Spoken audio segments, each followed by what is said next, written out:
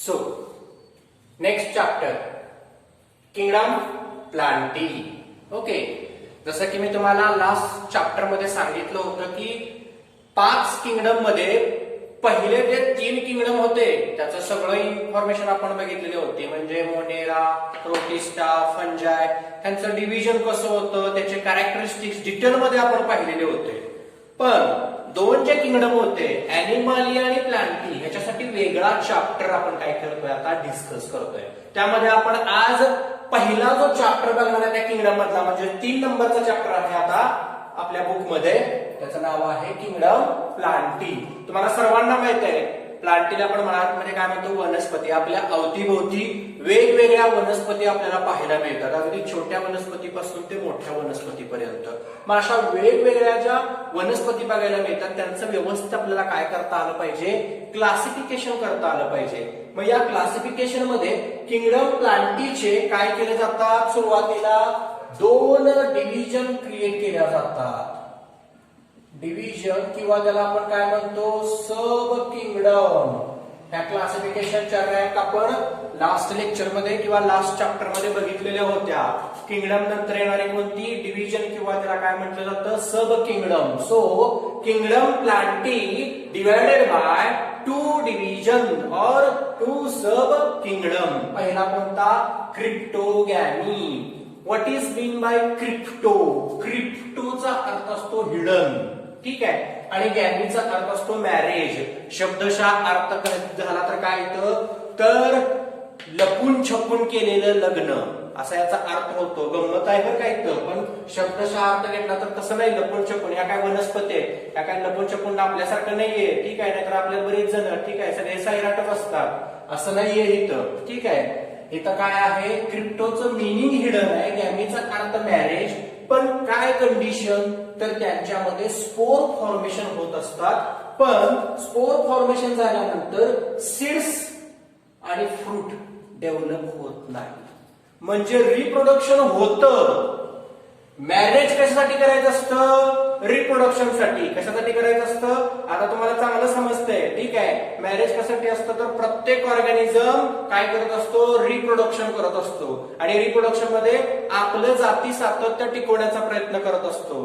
पण human being आहे हा वेल ट्रॅडिशन जपणारा किंवा ज्याला आपण कल्चर जपणारा अॅनिमल आहे. त्यामुळे काय करतो ह्युमन बिंग, एक स्पेसिफिक पार्टनर निवडतो आणि लाईफ टाइम तो पार्टनर त्याच्या सोबत असतो, ठीक आहे. आता आपल्यात ही पार्टनर काय एक राहत नाही, आता तुम्हाला माहितच आहे, सतत पार्टनर बदलत असतात, ठीक आहे, फिक्स पार्टनर राहत नाही.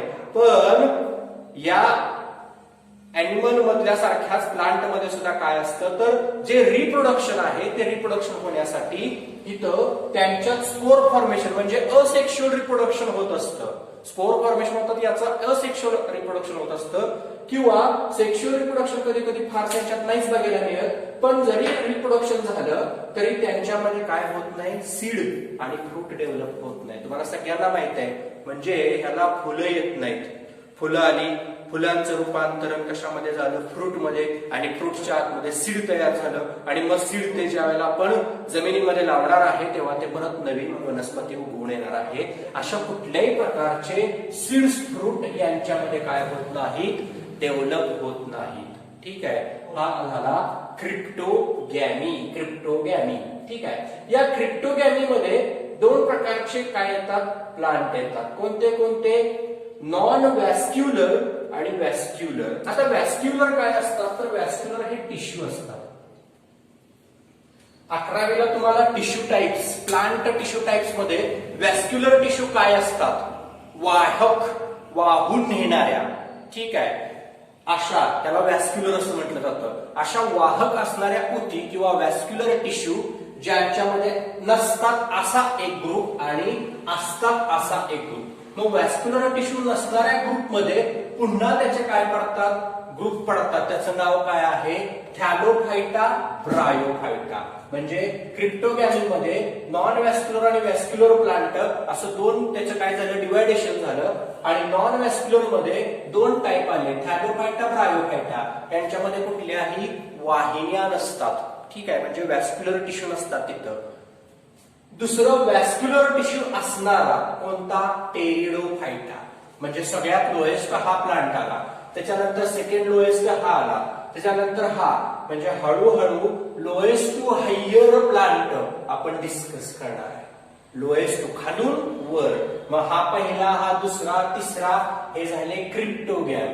याच्यापेक्षा चांगला डेव्हलप असणारा डिव्हिजन पुढचा, ज्याचं नाव आहे फॅनोरोगॅम. म्हणजे हे कशा आहेत, विजिबल, दाखवतात. रिप्रोडक्शन झाल्यानंतर त्यांच्यात रिप्रोडक्टिव्ह ऑर्गन कोणकोणते डेव्हलप झालेले आहेत ते दर्शनी दाखवतात, म्हणून त्याला विजिबल असं म्हटलं जातं. आणि गॅमीचा अर्थ म्हणजे मॅरेज, सगळ्यांच्या संमतीनं असं म्हणून शब्दशः, पण शब्दशः याचा असा अर्थ होत नाही.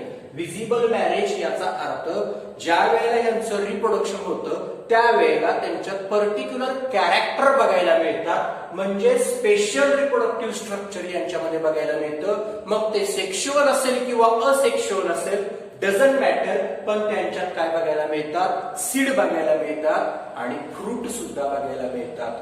ठीक आहे, असा असणारा फॅनोरोगॅमी. ठीक आहे, आणि हे फॅनोरोगॅमी मध्ये असणारे सगळे कसले आहेत, व्हॅस्क्युलर टिश्यू प्रेझेंट असणारे प्लांट आहेत. म्हणजे हे दोनच नॉन व्हॅस्क्युलर असणारे आहेत, बाकी हे पुढचे सगळे कसले आहेत, व्हॅस्क्युलर टिश्यू प्रेझेंट असणारे प्लांट आहेत फॅनोरोगॅम मध्ये. परत ह्यांच्या दोन ग्रुप पडतात, हे दोन्ही व्हॅस्क्युलर प्लांट आहेत. एक आहे जिम्नोस्पर्म आणि दुसरा आहे अँजिओस्पर्म. ठीक आहे, ह्याचेही परत आपल्याला डिटेल काय करायचे, सगळे डिस्क्रिप्टिव्ह कॅरेक्टर स्टडी करायचे आहेत. जिम्नोस्पर्म म्हणजे काय, अँजिओस्पर्म म्हणजे काय, मराठीमध्ये सांगायचं झालं तर सपुष्प वनस्पती आणि अपुष्प वनस्पती. ही अपुष्प वनस्पती ज्याला फुलं येत नाहीत, आणि अँजिओस्पर्म याचा अर्थ सपुष्प वनस्पती. ठीक आहे, ज्याला काय येतात, फुलं येतात, अँजिओस्पर्म. पण या अँजिओस्पर्मचे पुन्हा खाली डिव्हिजन पडतात, सॉरी ग्रुप पडतात, त्याचं नाव आहे डायकॉटिलिडॉनी आणि मोनोकॉटिलिडॉनी. हे ई प्रत्यय लागलाय बघा शेवटी. ठीक आहे, म्हणजे हा अँजिओस्पर्म जो आहे याच्या दोन. आता डाय याचा अर्थ दोन, एक बीजपत्री, द्विबीजपत्री. डाय म्हणजे दोन. हे 9वीला झाले तुम्हाला. किंगडम प्लांटी नावाचा चॅप्टर तुम्हाला 9वीला झालेला आहे. थोडस माइंड ब्रेन वरती जरा प्रेशर जर दिलं तर आपल्याला 9वीचं आठवलं तर हाच चार्ट तुम्हाला तिथं 9वीला सुद्धा झालेला होता, असाच चार्ट होता. ठीक आहे, मग याच्यामध्ये डायकॉटिलिडॉन याचा अर्थ द्विबीजपत्र. द्विबीजपत्र याचा अर्थ एखादं सीड घेतलं आणि त्याचे इक्वल दोन हाफ झाले तर त्याला डायकॉटिलिडॉन. याचा अर्थ आपल्या घरामधल्या डाळी, सिरल सगळ्या घेतल्या तर त्या डाळीचे काय पडतात, दाणे पडतात, शेंगदाणा दोन भाग होतात, म्हणजे तो डायकॉटिलिडॉनी. मोनोकॉटिलिडॉनीचा अर्थ काय, डायरेक्ट काय होतं, त्याचे कुठलेही भाग होत नाही, डायरेक्ट पीठ तयार होतं, गहू, ज्वारी, नाही का, त्याचे कुठे दाणे पडतात, त्याला बारीक केले की त्याचं पीठच निघतं, त्याला काय म्हटलं जातं, मोनोकॉटिलिडॉनी. ठीक आहे, अशा पद्धतीनं आपल्याला या चॅप्टर मध्ये काय करायचं आहे, हे जे क्लासिफिकेशनचा हा जो चार्ट आहे तो काय करायचा आहे, 1 बाय 1 सगळे कॅरेक्टर्स डिस्कस करायचे आहेत. म्हणजे पहिला हे, त्याच्यानंतर ब्रायो, त्याच्यानंतर टेरिडो, त्याच्यानंतर जिम्नोस्पर्म. ठीक आहे, त्याच्यानंतर अँजिओस्पर्म, आणि अँजिओस्पर्म मध्ये पुन्हा ह्या दोन त्याचे डिव्हिजन पडणारे ग्रुप. असे सगळे कॅरेक्टर्स आपल्याला काय करायचे आहे, डिस्कस करायचे आहे. ते आपण काय करायचंय आता 1 बाय 1 डिस्कस करायचं आहे. त्यामध्ये पहिली जी डिव्हिजन पडते कोणती, थॅलोफायटा. क्रिप्टोगॅमीची जी पहिली डिव्हिजन आहे नॉन व्हॅस्क्युलर ती कोणती आहे, थॅलोफायटा. तर आपल्याला काय करायचं आहे आता, थॅलोफायटाचे सगळे डिस्क्रिप्टिव्ह कॅरेक्टर डिस्कस करायचे. ठीक आहे, बघा थॅलोफायटा हा सगळ्यात लोएस्ट प्लांट आहे. ठीक आहे, मग हे थॅलोफायटा कुठे बघायला मिळणार आहे, तर हे पूर्णपणे पाण्यातच बघायला, जास्त म्हणजे पाण्यात असं फिक्स नाही, पण याचं नेचर जे आहे ते थोडंसं ऍक्वाटिकच असतं. ठीक आहे, मग हे थॅलोफायटा आपल्याला पाण्यात असणारे सगळे जे प्लांट आहेत ते काय करायचे आहेत, डिस्कस करायचे आहेत. ठीक आहे, म्हणजे पहिली डिव्हिजन आपली झाली ती कोणती, थॅलोफायटा. ए डिव्हिजन म्हणजे नेक्स्ट सब टॉपिक जो आहे 3.2, त्याच्यामध्ये आपण काय करतोय, सायलेंट फीचर्स बघतोय सगळ्या पार्टचे. काय बघतोय, silent feature, all parts of kingdom Plantae. ठीक आहे, त्यामध्ये पहिला जो येतो त्याचं नाव काय आहे? ए डिव्हिजन. फर्स्ट डिव्हिजन कोणती? थॅलोफायटा. ठीक आहे, 1 by 1. ठीक आहे, these members are mostly, पहिलंच कॅरेक्टर मी म्हटलं, कसे असतात हे? पूर्णपणे पाण्यातच. ॲक्वॅटिकचा अर्थच असतो कशात राहणारे? पाण्यामध्ये राहणारे. ठीक आहे, अगदी काहीच प्लांट पाण्याच्या वरती बघायला मिळतात.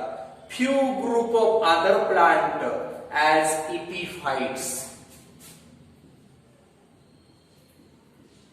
अगदीच पाण्याच्या थोडेसे बाहेर, म्हणजे अगदी पाण्यापासून लांब नाही, पाण्याच्या वरती बघायला मिळतात, नाहीतर बरेचसेच पाण्याच्या खालीच बघायला मिळतात. आणि काही कशा असतात? सिम्बायोटिकली.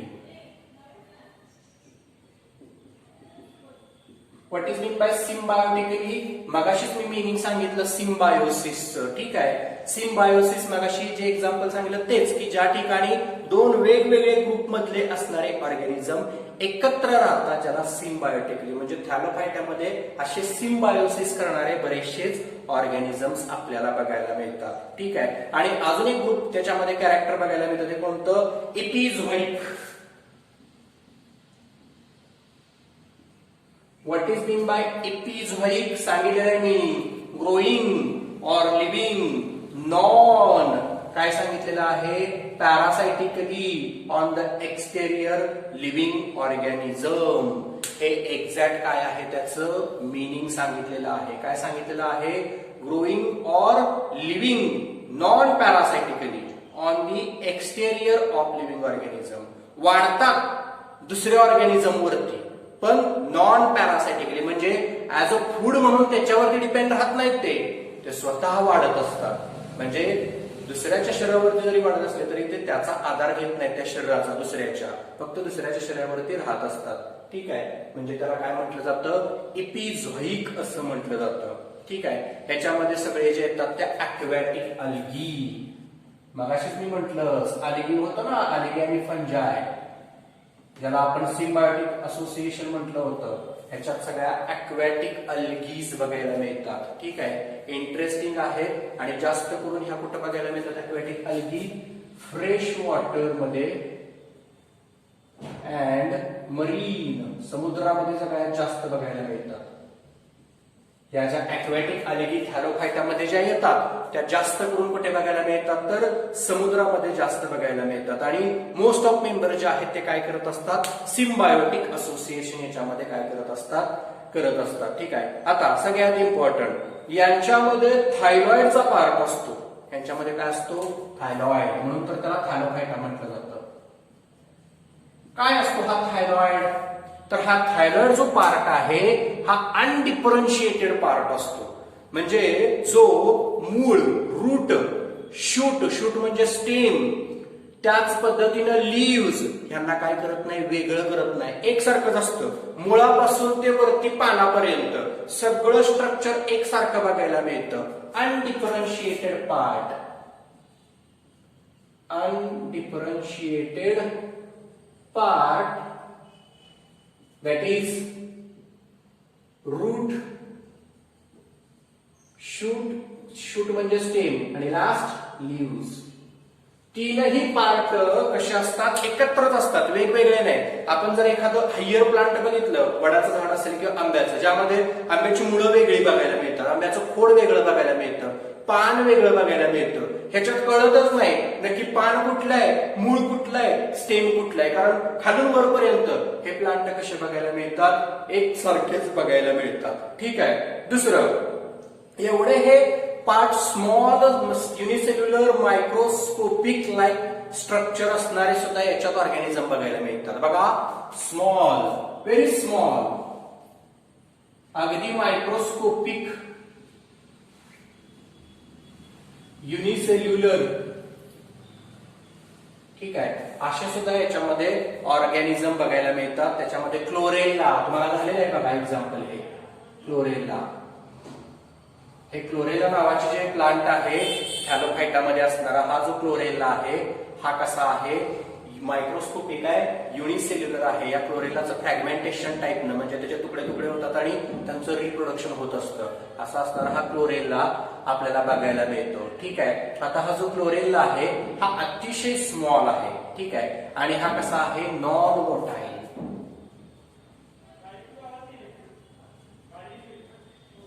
कुठल्याही प्रकारची काय करत नाही हालचाल. मोटाईल याचा अर्थ हालचाल. हे स्थिर असतात.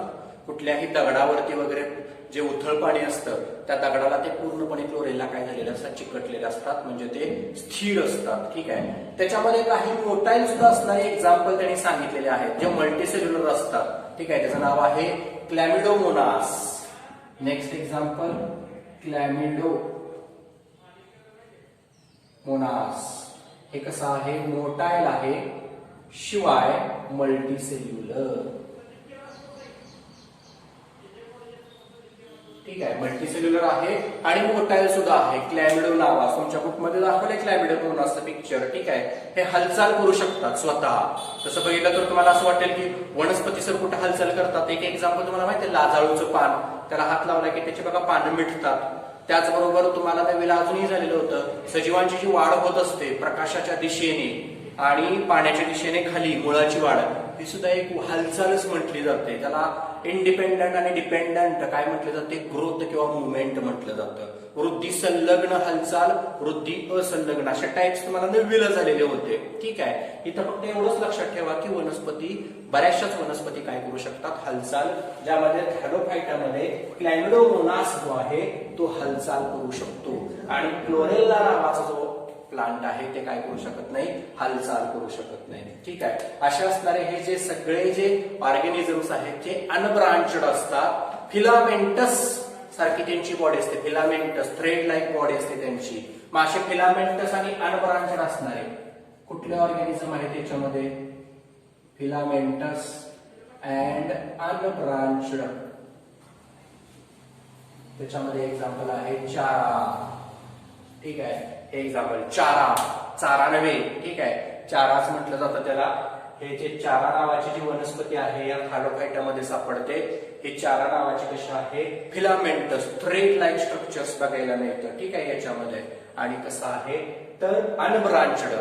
मी मगाशी कसं म्हटलं डिफरन्शिएटच होत नाही त्याच्यामध्ये. त्यामध्ये एक्झाम्पल काय आहे, चारा. ठीक आहे. अजून कोणतं, सर्गॅसम. एक एक्झाम्पल तुम्हाला बुकमध्ये दिलेलं आहे, सर्गॅसम. हे एक एक्झाम्पल त्या ठिकाणी तुम्ही घेऊ शकता. बरेचसेच असे प्लांट आहेत, ह्यूज असतात. मॅक्रोस्कोपिक. मायक्रोस्कोपिक म्हणजे मायक्रोस्कोप मध्ये बघणार आणि मॅक्रोस्कोपिक म्हणजे खूप मोठे. इतके मोठे असतात की जे 60 मीटर त्यांची लेंथ असू शकते. म्हणजे एवढे मोठे असणारे अल्गी या थॅलोफायटामध्ये बघायला मिळतात. 60 मीटर पर्यंतचे algae present in water. 60 meter विचार करा.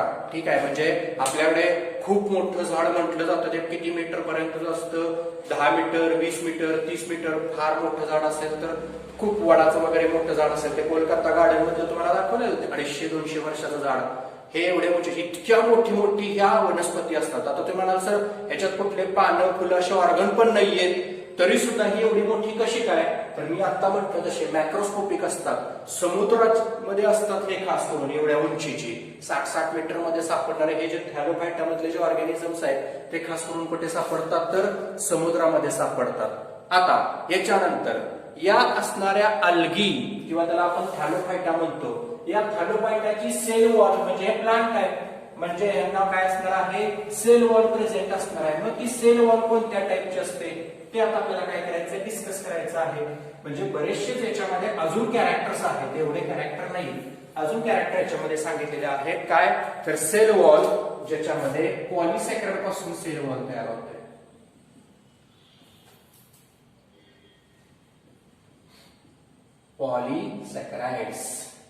पॉलिसॅकराइड पासून याची काय होत असते, सेल वॉल तयार होत असते किंवा सेल्युलोज पासून पण होत असते. जनरली प्लांटची सेल्युलोज पासूनच होत असते.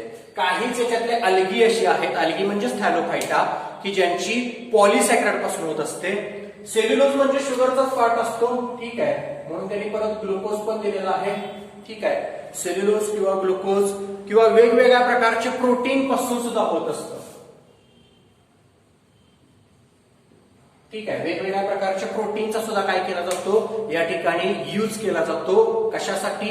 ऍज अ सेल वॉल तयार करण्यासाठी. कारण हे प्लांट आहे, लोअर प्लांट आहे, पहिलंच प्लांट आहे थॅलोफायटा. नॉन व्हॅस्क्युलर टिश्यू असणार, कुठल्याही प्रकारचे टिश्यू नाहीयेत आणि टिश्यूज नसल्यामुळे ऑर्गॅनोजेनेसिस होत नाही. आपल्याला एक सिंपल मेथड माहित आहे, सेलचे ग्रुप एकत्र येतात आणि टिश्यू बनतो, टिश्यू एकत्र येतात आणि ऑर्गन बनतो. पण इथं ऑर्गन डेव्हलपमेंट होत नाही, त्याच्यामुळं रूट, स्टेम, त्याच्यानंतर लिव्स कुठले आहेत काही कळतच नाही. अनडिफरन्शिएटेड पार्ट असतात सगळे. ठीक आहे, पण सेल्युलर स्ट्रक्चर प्रेझेंट असल्यामुळे या सेलमध्ये सेल वॉल असणं गरजेचं आहे. जी सेल वॉल पॉलिसॅकॅराइड, सेल्युलोज, ग्लुकोज किंवा प्रोटीन पासून सुद्धा काय केली जाते?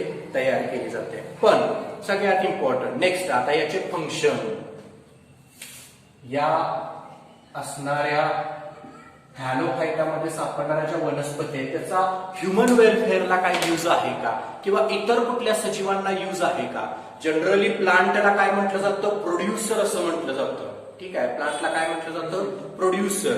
मग हे जे प्रोड्युसर असणार लोएस्ट प्लांट आहे याचा फूड म्हणून मोठ्या प्रमाणावरती काय केला जातो? यूज केला जातो मोठ्या प्रमाणावरती. कारण का? त्यांच्यामध्ये काय प्रेझेंट असतं? स्टार्च. काय प्रेझेंट आहे त्यांच्यामध्ये? स्टार्च. स्टार्च हे पॉलिसॅकॅराइडचं रूप आहे ज्याच्यामध्ये मोठ्या प्रमाणावरती शुगर प्रेझेंट असते. माहिती आहे तुम्हाला, प्रत्येक वनस्पतीत आपलं जे अन्न आहे ते स्टार्चच्या स्वरूपात साठवत असते. आता स्टार्च याचा अर्थ पॉलिसॅकॅराइड. पॉली म्हणजे भरपूर, मेनी, सॅकॅराइड म्हणजे शुगर. ठीक आहे, असा त्याचा अर्थ आहे. तर ह्या स्टार्चच्या स्वरूपामध्ये काय करत असतात? ह्या स्टोअर करून ठेवत असतात. ठीक आहे, त्याच्यानंतर अजून काही कॅरेक्टरिस्टिक्स सांगितलेले आहेत, फंक्शन आपण नंतर बघू. ठीक आहे, आधी कॅरेक्टरिस्टिक्स अजून आहे त्याच्यामध्ये. लास्ट कॅरेक्टरिस्टिक्स रिप्रोडक्शन, सगळ्यात महत्वाचा. नेहमी कुठल्याही कॅरेक्टर्स बघत असताना रिप्रोडक्शन हे कॅरेक्टर सगळ्यात शेवटी ठेवलं जातं. कारण कुठल्याही ऑर्गॅनिझम मध्ये सगळ्यात महत्वाचं कॅरेक्टर असतं हे रिप्रोडक्शन असतं, जे शेवटी आपण बघायचं आहे. आता जे रिप्रोडक्शन यांच्यामध्ये बघायला मिळतं ते कोणत्या टाइप्स मधले बघायला मिळतं? तर vegetative asexual reproduction. Vegetative asexual reproduction. Vegetative asexual, अलैंगिक प्रजनन यांच्यामध्ये काय बघायला मिळतं? असेक्शुअल. त्याच पद्धतीनं सेक्शुअल रिप्रोडक्शन सुद्धा यांच्यात बघायला मिळतं. म्हणजे असं काही नाही की असेक्शुअलच, काही ऑर्गॅनिझम याच्यातले अलगी जे आहेत त्या सेक्शुअल रिप्रोडक्शन सुद्धा करत असतात. आता यांच्यामध्ये सगळ्यात इम्पॉर्टंट त्यांची लाईफ सायकल. या लाईफ सायकल मध्ये फार चेंजेस होत असतात, त्यांच्यामध्ये सतत अल्टरनेशन होत असतं, जनरेशन टू जनरेशन सतत बदल होत असतो त्यांच्या लाईफ सायकलमध्ये. आणि त्याच्यामुळे या dominant haploid reduced diploid phase, म्हणजे यांची जी डिप्लॉइड फेज आहे ती परत रिड्यूस होऊन कशात? हॅप्लॉइड मध्ये. आता हे हॅप्लॉइड डिप्लॉइड काय आहे ते सुद्धा तितकंच महत्वाचं आहे. ज्यांच्यामध्ये 2 गॅमेट प्रेझेंट असतात त्याला डिप्लॉइड म्हटलं जातं, आणि ज्यांच्यामध्ये एकच त्याला हॅप्लॉइड म्हटलं जातं.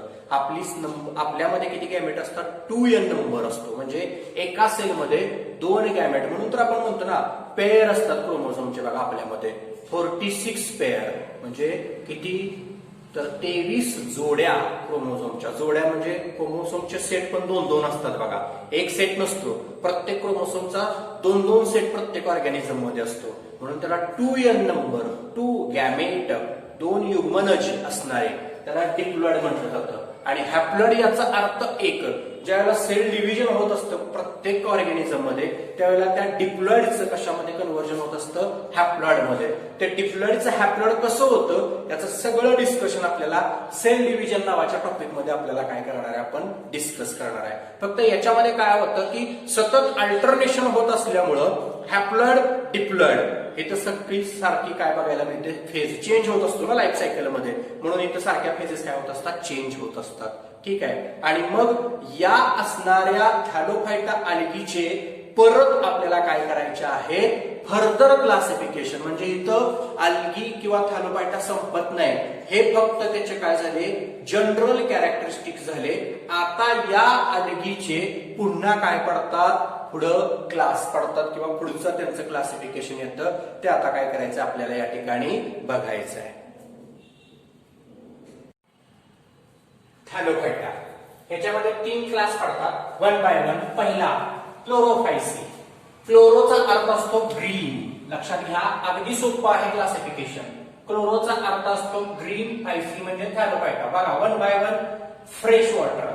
जास्त करून हे फ्रेश वॉटर बघायला मिळतात. ब्रॅकिश वॉटर याचा अर्थ जिथं नदी आणि समुद्र एकत्र मिळतात ना, खाडीचा पोर्शन, त्याला ब्रॅकिश असं म्हटलं जातं. मी काय म्हणतो बघा, ब्रॅकिशचा अर्थ काय असतो, नदी आणि समुद्र एकत्र मिळतात, तिथला खाडी जो तयार होतो एरिया, त्याला ब्रॅकिश. आणि अगदी मरीन मध्ये म्हणजे इथं फार कमी बघायला मिळतात, फ्रेश वॉटर मध्ये जास्त. स्ट्रक्चर कसं आहे, unicellular, colonial, filamentous. Cell wall कशी तयार झालेली आहे, तर सेल्युलोज पासून तयार झालेले आहे.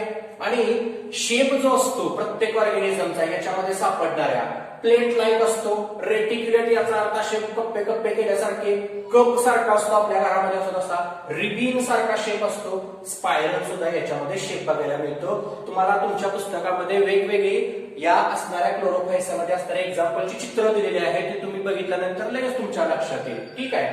त्याच्यानंतर pyrenoids are located on chloroplast. हा सगळ्यात इम्पॉर्टंट घटक याच्यामध्ये बघायला मिळतो क्लोरोप्लास्ट वरती. क्लोरोप्लास्ट ही सेल ऑर्गेनेली आहे.